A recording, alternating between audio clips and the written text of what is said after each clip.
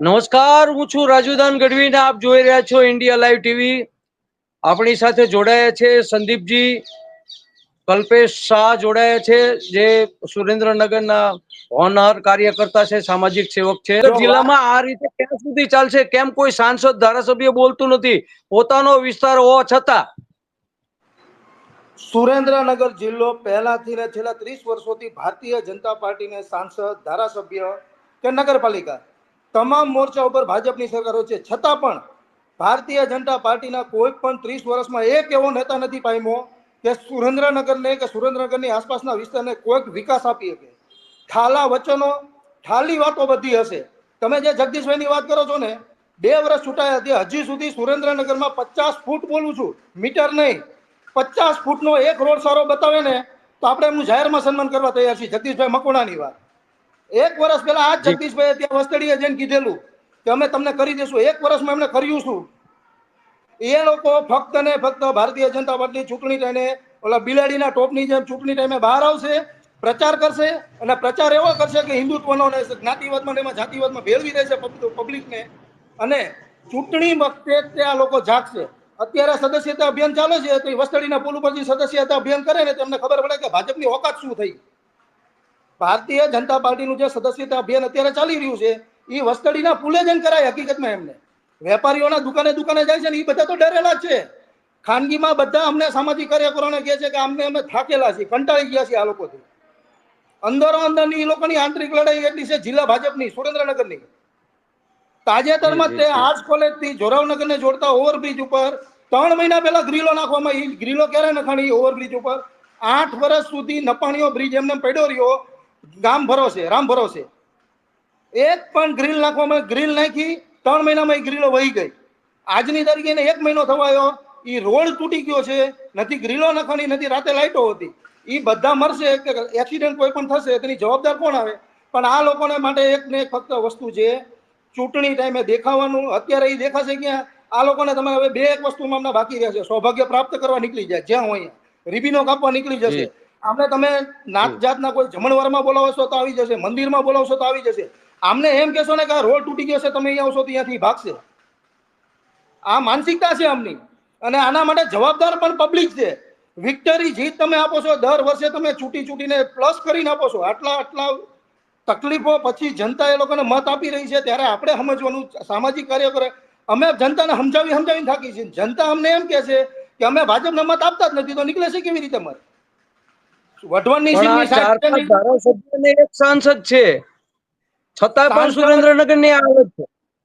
સુરેન્દ્રનગરના સાંસદ હોય કે ધારાસભ્ય હોય કે કોઈ પણ નગરપાલિકા પ્રમુખ આવે, આ લોકોને કોઈ કામ ધંધા કરવાના જ નથી આવતા। સમજો તમે, આ લોકોને ઉપરથી ટાસ્ક આપવામાં આવે છે, મોદીજી ઉપરથી ગુજરાત સરકારને આપે, ગુજરાત સરકાર જે તે જિલ્લાને આપે કે તમારે ફક્ત ને ફક્ત સૌભાગ્ય પ્રાપ્ત કરવાના છે, અને મંદિર ભટકવાનું છે। કામ કોઈ કરવાના નથી, મંદિર ભટકવા જાય લોકો।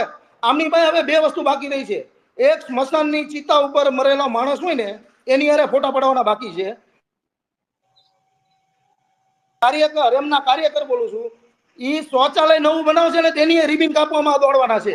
આ લોકોની માનસિકતા આટલી છે ખોટાની જ। ધારાસભ્ય જગદીશભાઈ મકવાણા નાયબ દંડકનો હોદ્દો ધરાવે છે, સુરેન્દ્રનગર માટે સારી વાત કહેવાય। નાયબ દંડક તરીકે પણ સુરેન્દ્રનગરને શું ફાયદો થયો? સુરેન્દ્રનગરને 1% 50 ફૂટ નથી। શહેરી વિસ્તારમાં તમે જોવો 50 ફૂટનો રોડ સારો નથી। જે નગરપાલિકા વોર્ડ પ્રમુખ 4 નંબરમાં જે નગરપાલિકાના પ્રમુખ છે, હેન્ડલૂમ ચોકથી કે ટાંકી ચોક સુધી તમે જાઓ ને, 50 ફૂટના રોડમાં તમે ગાબડા જોવો, માણસોને હાલવા નથી। જે એમનું ડ્રીમ પ્રોજેક્ટ હતો રિવરફ્રન્ટ, આખા જિલ્લાનો કહેતા હતા કે સુરેન્દ્રનગર શહેરમાં રિવરફ્રન્ટ બનાવ્યો, રિવરફ્રન્ટમાં માણસો હાલી નથી કેવું અત્યારે, છતાંય આ લોકો નકટા નાકાન વગરના થઈને આમ પબ્લિકની વચ્ચે જાય છે કેવી રીતે એને ખબર પડતી? બેશરમો બની જાય। એમની ગ્રાન્ટ ક્યાં વપરાય છે કલ્પેશભાઈ? સોરી, એમની ગ્રાન્ટ ક્યાં વપરાય છે બધી? અરે ગ્રાન્ટની ક્યાં વાત કરો છો સાહેબ? ગ્રાન્ટ ક્યાં જાય છે? આ લોકોની ગ્રાન્ટની વાત વસ્તડીના પુલની કરો કે ગમે એ કરો, ગ્રાન્ટ તમે વિચાર કરો 2017માં જે ઢોળી ધજા પાર્ક એ લોકો 56 કરોડનો પાસ કર્યો હતો, એ આજ 24 આવ્યું 7 વર્ષ પછી। હવે ઈ જ તે નવું ઓલા જેને કહેવાય ને જૂની દારૂ બોટલમાં દારૂ નવો એવું છે। 7 વર્ષ પછી ઈ જગદીશભાઈ મકવાણા આવી 30 કરોડનો પ્રોજેક્ટ લઈને આવે કે અમે 30 કરોડના ખર્ચે ઢોળી ધજા પાર્ક બનાવશું। હવે જનરલ નોલેજ સમજવાની વાત છે. આ લોકોનો અંધભક્તો કેવો છે, અભણ ભણેલા ગણેલા ભણો. રિવરફ્રન્ટ 3 વર્ષ પહેલા જે બિપિન ટોલિયા પાસ કરીને ગયો હતો, આર્ટ્સ કોલેજ થી બસ સ્ટેન્ડ સુધીનો જે પાસ થયેલો એ 3.90 કરોડમાં પાસ થઈને ગયો હતો. હવે એ લોકોને પરવડતું નહોતું એટલે રાતોરાત 5 કરોડનો વધારો કર્યો. તો 2017માં જે ધોળી ધજા પાર્ક બન્યો એનું 100 કરોડ બજેટ થવું જોઈએ. ધોળી ધજા પાર્કનું તો 100 કરોડનું બજેટ થવું જોઈએ ને, મોંઘવારી વધી તો. જી જી જી. પણ આ લોકોની માનસિકતા એક ને એક જ છે, નવી નવી પ્રોજેક્ટોની ગોફણો છોડે રાખવાની. વિકાસના નામ જે તમે જૂનું પેલા પૂરું કરો ને બાપા, તોય ખમૈયા કરો, તોય અમે તમને જાહેરમાં સન્માન કરી. તમે રોડ રસ્તા સારા પ્રાથમિક સુવિધા તમે નથી આપી શકતા સારી, એટલે તમારા માટે બેશરમ બની તમે નસ્તરમાં કહેવાય. એટલે તમને એવું લાગે છે કે આ ધારાસભ્યો સાંસદ સભ્યો જેટલા છે સુરેન્દ્રનગર જિલ્લાના, એ ખાલી આમ રિમોટ કંટ્રોલ હોય ઉપરથી ક્યાં તો કરવાનું, નહીતર બજેટ જાય ઉપર? પણ ઉપરથી કે તો શું કરવાનું? ઉપરવાળા ને ઉપરવાળા કહે છે કે તમારે એમનો ટાસ્ક જ એક હોય છે, તમે ફોટો સેશન કરીને એમને ફોટા સેશનના ફોટા મોકલવાના. અમારે કઈક આપણે નોકરી કરતા હોય ને તો ઉપર રોજ રિપોર્ટ મોકલવો પડે ને. જીવ આરે થોડું ચલાય, કોઈને આ જીવ સાથે આ રમત ખેલી રહ્યા છે અત્યારે. સામાન્ય માણસ નોકરી કરતો હોય ને એના ઉપર એની રિપોર્ટ કાર્ડ મોકલવાનો કે આજ મેં આટલો ટાર્ગેટ પૂરો કર્યો, કે આટલી વસ્તુ પૂરી કરી વેચી. આ લોકોનો એવો રિપોર્ટ આપવાનો હોય કે આજે અમે 30 જગ્યાએ ફોટા પડાવ્યા, 10 જગ્યાએ ફોટા પડાવ્યા, પણ ફોટા કયા પડવાના? એ સમાજના સારા ફોટા પડવાના. સમાજના આગેવાનો 5 જણા ઉભા હોય, એ 18 વર્ષના સમાજના આગેવાનો જયચંદોના હિસાબે જાય ને બધા ફાયલા ફૂલા છે. संदीप जी आप बोलिए, आप तो प्रवक्ता है कांग्रेस के। ये हकीकत में कल्पेश भाई की बात सही है कि यहाँ पर कितनी भी समस्या हो, 30 साल से भारतीय जनता पार्टी की सरकार है यहाँ पर, और यहाँ पर शुद्ध पीने का पानी भी सुरेंद्रनगर में नहीं मिल पाता है। रोज पानी नहीं आता है, सड़कों की हालत इतने गड्ढे हैं कि रोज कितने लोग गिरते हैं, एक्सीडेंट होता है। अपने पुल की बात किया, ये पुल पिछले साल गिरा, वहां पर किनारे साइड में सर्विस रोड बना दिया उन्होंने टेम्परेरी, लेकिन पब्लिक वहां से चल रही है और पब्लिक को कोई तकलीफ नहीं है। आप सुरेंद्रनगर में आप बात करिए, तकलीफ हर व्यक्ति को है। कोई भी बोलेगा कि पानी, रोड, रास्ता, एजुकेशन, बेरोजगारी, महंगाई, सब कुछ तकलीफ है, लेकिन जब चुनाव आता है तो उसके बाद किसी को कोई तकलीफ नहीं होती है। उसके बाद सबको कमल का फूल दिखाई देता है, बटन दिखाई देता है, उसके बाद सारा मुद्दा भूल जाते हैं। उनको 5 साल क्या भ्रष्टाचार हुआ है, बेरोजगारी थी, वो सारी चीज भूल जाते कि अभी बरसात में गटर का पानी बाहर आ रहा है, लोग उसके बीच में से जा रहे हैं चल के, लेकिन चुनाव आने के बाद सब भूल जाएंगे और सीधे जाकर वो वोट देंगे। तो फिर बात करेंगे, सरकार आ जाएगी भारतीय जनता पार्टी की, जब फिर उनकी सरकार बन जाएगी फिर क्या बोलेंगे ये कि विपक्ष कुछ करता नहीं है, कांग्रेस वाले को ये करना चाहिए।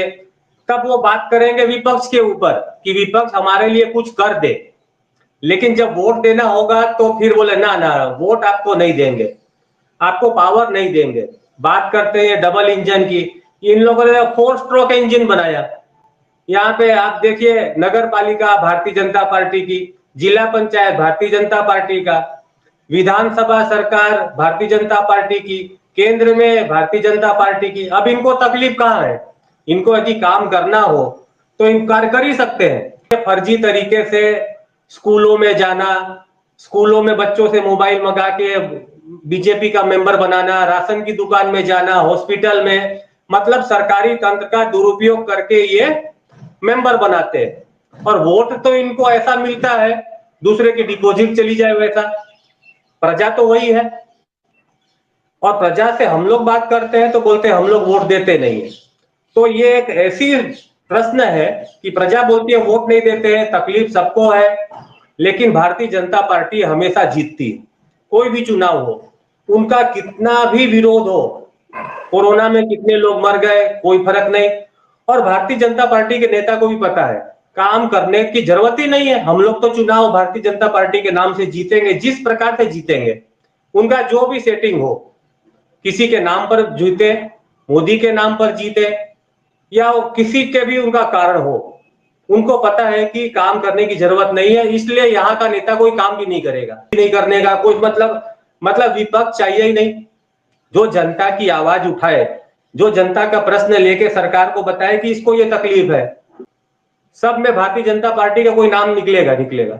कोई भी कहीं पे कोई कांड हो जाए तो लोग अब तो पहले से बोलते हैं कि जरूर आज नहीं तो कल भारतीय जनता पार्टी के नेताओं का नाम निकलेगा इसमें। तो लोगों को भी पता चल गया है और उनको भी पता है कि जिसको भ्रष्टाचार करना है भारतीय जनता पार्टी में शामिल हो जाओ और अपना धंधा आराम से करो। एक दिन केवल भारतीय जनता पार्टी के पट्टा जितने लोग लगाए हैं, यदि ईमानदारी से सभी गाड़ियों की चेकिंग हो जाए तो आपको पता चलेगा कि हकीकत क्या है, कौन लोग हैं जो ये पट्टा का दुरुपयोग करके अंदर क्या करते हैं 2 नंबर का काम, वो भी पता चल जाएगा।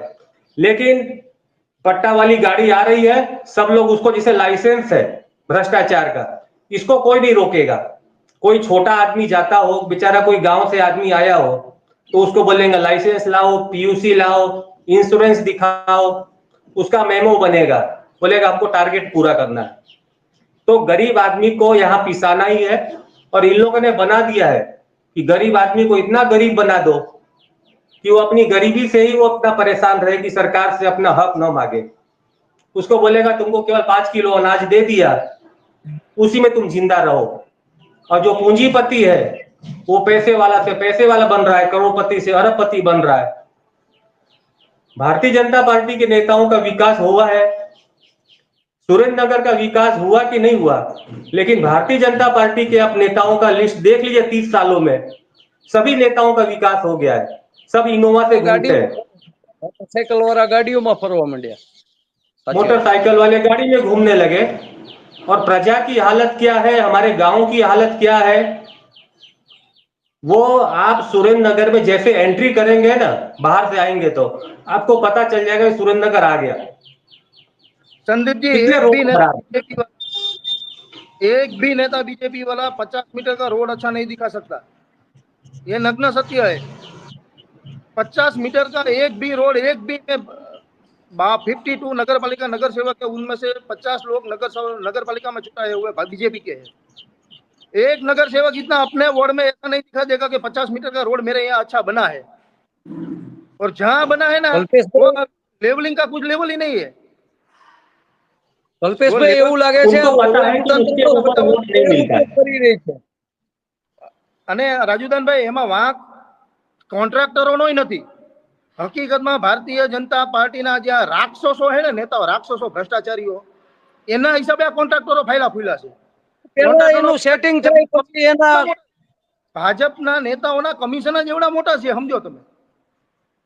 બરોબર કહું છું 3 મહિના પહેલા જે ઓવરબ્રિજ ઉપર 3 મહિના ઉપર તમે પહેલા ગ્રીલ નખાવી, 8 વર્ષે બાવો બોલ્યો, 12 વર્ષે બોલે ની જગ્યાએ 8 વર્ષે બાવો બોલ્યો, બ્રિજ ઉપર ગ્રીલ નખાવી 3 મહિનામાં નીકળી જાય। 20 થાંભલા નાખ્યા, તમે 20 થાંભલા પડી જાય। અને મામૂલી પૂરમાં આવા તો પૂર કેટલી વખત ભોગાવો નદીમાં આપણે આવેલા છે। આજ વસ્તડીમાં પહેલા આ નવો પુલ તૂટ્યો, કેમ મોરબીનો પુલ આપણા 100 વર્ષ જૂનો હશે। તો જનતાએ હવે એમને પૂછવું જોઈએ કે ભાઈ તમે અમારા માટે શું કર્યું, મેં તમને ચૂંટીને મોકલા। રાજુભાઈ, સામે આવું નથી, એમને જનતાને આ લોકોએ છે ને નપાણિયા કરી નાખ્યા છે। એના માટે જવાબદાર 18 વર્ષના બની બેઠેલા જે આગેવાનો છે ને, એ બધા ભાજપના નેતાઓની ચરણ ચુંબક કરે છે, સમજો। એ ભારતીય જનતા પાર્ટીના નેતાઓની ચરણ ચુંબક કરે છે, એમની પાસે કમિશન એમના કામો કઢાવે છે, એમની દુકાનો છે ને, જે આર્થિક રોટલા છે ને એના ઉપર હાલે છે ભાજપ હારે। એના હિસાબે દરેક સમાજના દુરુપયોગ થાય છે। 2022માં જૈન સમાજની દીકરી અને જૈન બ્રાહ્મણની વહુ તરીકે જીજ્ઞાબેનની ટિકિટ કપાણી વઢવાણની સીટની, બરાબર। જગદીશભાઈ મકવાણા આયા, આપણને એવું હતું કે ભાઈ હાલો ધનજીભાઈ ગયા તો જગદીશભાઈ 2007 થી છે ને વઢવાણ સીટની એને માઠી બેઠી છે।